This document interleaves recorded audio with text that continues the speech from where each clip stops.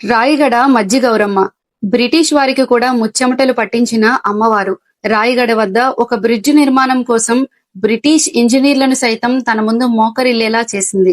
ఇది 1930లో జరిగిన కథ. బ్రిటిష్ వారు తమ సామ్రాజ్యాన్ని నిర్మించుకోవాలి అనుకున్నారు.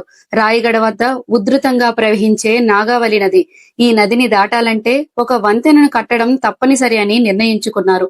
అప్పుడు విజయనగరం నుంచి రాయ్పూర్ వరకు వెళ్లే ఓ రైలు మార్గాన్ని వేయాలని ప్లాన్ చేశారు. కానీ ఇక్కడే అసలు వింత. ఎంత పటిష్టంగా కట్టినా సరే ఎటువంటి కారణం లేకుండానే ఆ వంతెన పిల్లర్లు పదే పదే కూలిపోతున్నాయి. వాళ్ళ ఇంజనీరింగ్ నైపుణ్యం, వాళ్ళ టెక్నాలజీ అన్ని నదీ ఉధృతి ముందు తలవంచాయి. అంతు చిక్కని వైఫల్యాలు వారిని నిస్సహాయులుగా చేశాయి.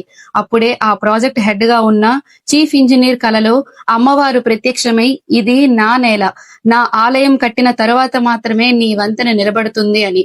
ఇంజనీర్ మొదట నమ్మకపోయినా జరిగిన సంఘటన వల్ల నిజాన్ని గ్రహించి ఆలయ నిర్మాణానికి పూనుకున్నాడు. ఇక్కడే అద్భుతం జరిగింది. ఆలయ నిర్మాణం పూర్తయిన వెంటనే వంతెన నిర్మాణం ఎలాంటి ఆటంకాలు లేకుండా పూర్తయింది. ఆ వంతెన ఈ రోజుకి చెక్కు చెదరకుండా నిలబడి ఆనాటి సంఘటనకు సాక్షిగా ఉంది. చారిత్రక కథనాల ప్రకారం మజ్జిగరియానిగా పిలువబడే అమ్మవారు కాలక్రమేణా మజ్జిగౌరమ్మగా మారింది. ఆలయం సింహద్వారం వద్ద 500 కిలోల బరువున్న గుర్రం కనిపిస్తుంది. అమ్మవారు ఆ ప్రాంతాన్ని రాత్రి వేళల్లో ఈ గుర్రంపై సంచరిస్తూ కాపాడుతుందని ప్రజల ప్రగాఢ విశ్వాసం. మరి మీరు ఎప్పుడైనా రాయగడ మజ్జిగౌరమ్మని చూసారా?